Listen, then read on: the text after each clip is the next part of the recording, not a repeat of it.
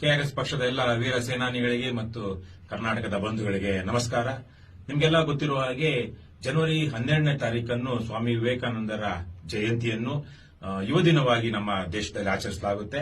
ಕಳೆದ 4-5 ವರ್ಷಗಳಿಂದಲೂ ಕರ್ನಾಟಕ ರಾಷ್ಟ್ರ ಸಮಿತಿ ಪಕ್ಷ ಜನವರಿ 12ನ್ನ ಯುವ ಸಮಾವೇಶ ಹೆಸರಿನಲ್ಲಿ ಆಚರಿಸ್ತಾ ಬರ್ತಾ ಇದೆ. ನಿಮಗೆಲ್ಲ ಗೊತ್ತಿರುವ ಹಾಗೆ ಕರ್ನಾಟಕ ರಾಷ್ಟ್ರ ಸಮಿತಿ ಪಕ್ಷದ ಸಂಸ್ಥಾಪಕ ಉಪಾಧ್ಯಕ್ಷರು ಮತ್ತು ಕಾರ್ಯಾಧ್ಯಕ್ಷರು ಆಗಿದ್ದಂತಹ ಎಸ್ ಲಿಂಗೇಗೌಡರು ಅವರು ಈಗ ನಮ್ಮ ನಗಲಿ 1 ವರ್ಷದ ಮೇಲಾಯಿತು. ಅವರ ಜನ್ಮದಿನಾಚರಣೆಯೂ ಜನವರಿ 12ನೇ ತಾರೀಕೆ ಇದೆ. ಈ ವರ್ಷ ಈ ಜನವರಿ 12 ಬರುವ ಸೋಮವಾರದಂದು ಆ ನಿಮಿತ್ತವಾಗಿ ಮೈಸೂರಿನಲ್ಲಿ ಒಂದು ದೊಡ್ಡ ಸಮಾವೇಶವನ್ನ ಮತ್ತು ಡ್ರಗ್ಸ್ ಮುಕ್ತ ಕರ್ನಾಟಕ ಅನ್ನುವ ಜಾಗೃತಿ ಜಾಥಾವನ್ನ ಸಹ ಹಮ್ಮಿಕೊಳ್ಳಲಾಗಿದೆ.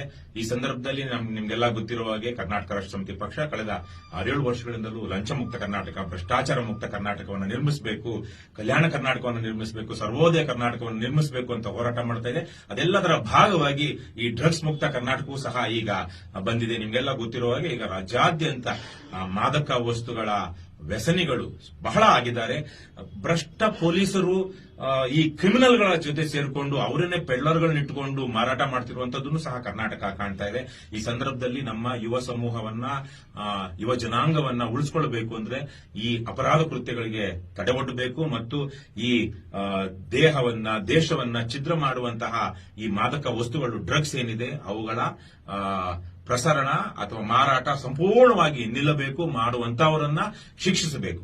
ಈ ನಿಟ್ಟಿನಲ್ಲಿ ಒಂದು ದೊಡ್ಡ ಜಾಗೃತಿ ಸಮಾವೇಶವನ್ನ ಇದೇ ಸೋಮವಾರ ಜನವರಿ 12, 2026ರಂದು ಮೈಸೂರಿನಲ್ಲಿ ಹಮ್ಮಿಕೊಳ್ಳಲಾಗಿದೆ.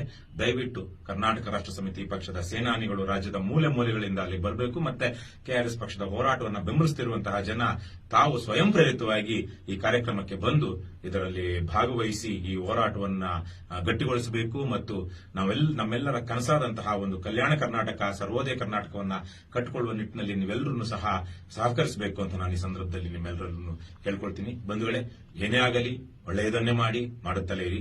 ಜೈ ಹಿಂದ್, ಜೈ ಕರ್ನಾಟಕ, ಜೈ ಕೆಆರ್ಎಸ್.